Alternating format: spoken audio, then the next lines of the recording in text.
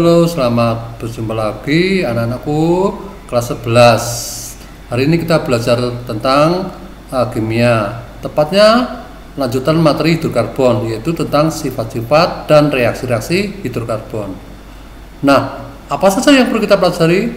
Baik, kita lanjutkan, kita saksikan berikut ini. Yaitu yang pertama, sifat-sifat alkana, yaitu parafin. Parafin ini bersifat kurang reaktif. Kenapa? Karena semakin panjang rantai karbon, semakin berkurang kereaktifannya. Kemudian pada suhu kamar, itu pada suhu 25 derajat Celcius, C1 sampai C4, metana sampai butana itu berwujud gas. Sedang C5 sampai 17 berwujud cair, sedang C18 ke atas berwujud padat. Kemudian kelarutan dalam air. Semua hidrokarbon sukar larut dalam air. Ingat, semua hidrokarbon sukar larut dalam air dan lebih mudah larut dalam pelarut non-polar seperti CCl4 atau karbon tetraklorida. Nah, untuk titik lebur dan titik didihnya bagaimana? Untuk titik didih dan titik leburnya relatif rendah. Yang kedua, semakin banyak atom karbon atau semakin panjang rantai karbon suatu alkana, semakin tinggi titik didih dan titik leburnya.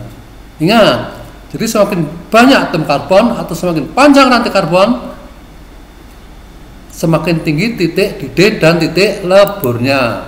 Dan yang ketiga, jumlah atom karbon yang sama, isomer dengan rantai karbon lurus mempunyai titik didih dan titik lebur yang lebih tinggi daripada isomernya dengan rantai karbon bercabang. Jadi kalau jumlah atom karbonnya sama tapi yang satu memanjang, lebih panjang, maka titik didihnya lebih titik didih dan titik leburnya lebih tinggi daripada yang bercabang. Dan yang keempat, semakin banyak cabang pada rantai karbonnya, semakin rendah titik didih dan titik leburnya.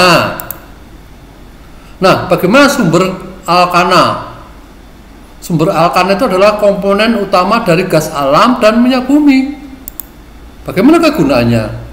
Nah, guna yang paling banyak adalah untuk bahan bakar. Ada yang juga bisa untuk pelarut. Ada yang juga untuk bisa sumber hidrogen, juga sebagai pelumas, bahan industri, dan bahan sintesis senyawa atau membuat senyawa yang lain. Itu adalah kegunaan. Kalau kegunaan alkena dan alkuna, nah ini terutama untuk pembuat plastik atau polipropena atau teflon, tetrafluoroetena. Ini adalah kegunaan alkena dan alkuna, dan banyak lagi. Misalkan untuk kelas karbid, etuna. Nah, itulah kegunaannya. Nah, saat ini Pak Joko lanjutkan langsung itu tentang reaksi-reaksi hidrokarbon. Nah, reaksi-reaksi hidrokarbon saya bagi beberapa. Yang pertama, reaksi-reaksi alkana atau hidrokarbon jenuh dulu. Yang pertama itu pembakaran dengan gas O2 atau gas oksigen. Nah, pembakaran sempurna itu adalah pembakaran dengan jumlah oksigen yang cukup, maka dihasilkan CO2 dan H2O. Itu pembakaran sempurna. Nah, sedang pembakaran yang tidak sempurna, hasilnya adalah CO dan H2O, karbon monoksida dan H2O. Perbedaannya apa pembakaran sempurna dan tidak sempurna? Kalau sempurna gasnya CO2, sedang gas pembakaran tidak sempurna itu CO, karbon monoksida. Inilah yang menyebabkan beracun. Contoh ini. Nah, ini adalah pembakaran sempurna karena menghasilkan CO2. Kalau tidak sempurna, hasilnya bukan CO2 tapi CO. Hati-hati kalau terjadi pembakaran tidak sempurna, karena akan terbentuk gas beracun, yaitu karbon monoksida. Kemudian reaksi substitusi yang kedua ya, itu reaksi penggantian atom H oleh atom atau gugus lain. Contoh ini. Nah, C4 ditambah Cl2, C-nya 4, hanya diganti 1 Cl bentuk CH3Cl plus HCl. Ini namanya substitusi, 1H diganti oleh atom Cl. Hasilnya CH3Cl dan HCl. Kemudian reaksi yang ketiga atau reaksi perengkan atau cracking. Itu apa toh? Reaksi pemutusan rantai karbon menjadi potongan-potongan yang lebih pendek. Contoh ini C4H30, rantainya 14, di cracking maka menjadi C7H16 dan C7H14. Ini namanya cracking, pemutusan potongan-potongan yang lebih pendek. Inilah reaksi alkana, ada pembakaran, ada substitusi, ada cracking. Sedang reaksi pada alkena dan alkuna lebih reaktif dibanding dengan alkana. Jadi reaksi alkena dan alkana itu lebih reaktif dibanding alkana. Kenapa? Karena adanya ikatan rangkap. Kalau alkena rangkap 2, alkuna rangkap 3. Nah, kita lihat ini. Pembakaran dengan gas CO2, dengan gas oksigen di udara. Ini bisa terjadi. Yang kedua, reaksi polimerisasi, yaitu reaksi penggabungan molekul-molekul sederhana menjadi molekul yang besar. Molekul yang sederhana itu disebut dengan monomer. Mono itu satu, mer itu satu, gabungan, ya. Dan molekul besar, polimer. Mer itu molekul, pol itu banyak. Contohnya ini. Nah, ini apa? Etena menjadi polietena.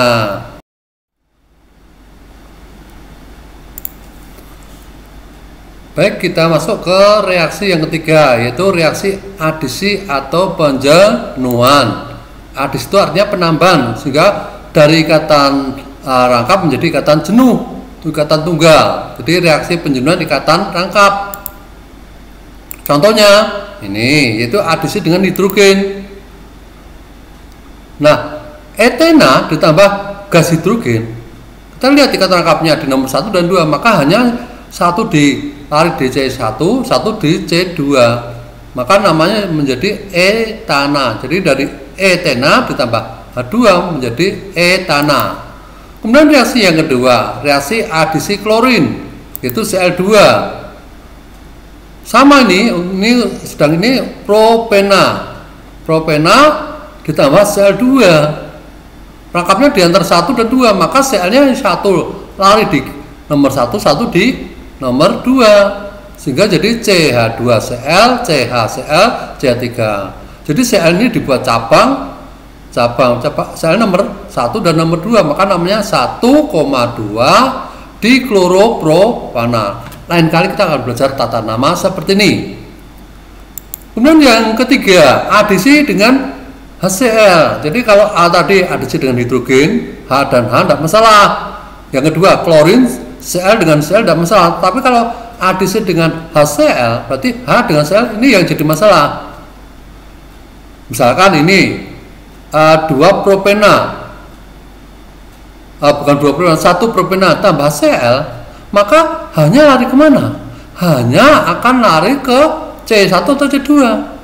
H akan lari ke C yang lebih mengikat banyak atom H. C1 ini mengikat hanya cuma 2. Tapi kalau C2 lebih sedikit lagi 1, maka hanya lebih tertarik ke C yang mengikat atom H lebih banyak, maka hanya di C pertama ini. Sedang selnya di C kedua, sehingga jadi ini CH3 CHCl CH3 atau disebut dengan nama 2-kloropropana. Nah, untuk ini kita perlu belajar aturan Markov-Nikov. Nah, ini loh, jika atom karbon yang berikatan rangkap mengikat jumlah atom hidrogen yang berbeda, maka atom X akan terikat pada atom karbon yang sedikit mengikat hidrogen. Nah, seperti yang Pak Saud terangkan tadi, atom X ini Cl. Atom Cl atau X ini akan terikat pada atom yang terikat sedikit hidrogen. Nah, cerakamnya di C1 dan C2. C1 mengikat 2H, C2 mengikat 1H, maka Cl-nya terikat ke atom karbon yang mengikat sedikit hidrogen. ke di sini yang tengah, maka lari di sini. Inilah yang menyebabkan aturan Markov-Nikov. Kenapa hanya tidak lari di tengah, bukan di pinggir? Karena CL lebih tertarik ke yang tengah. Itu ya.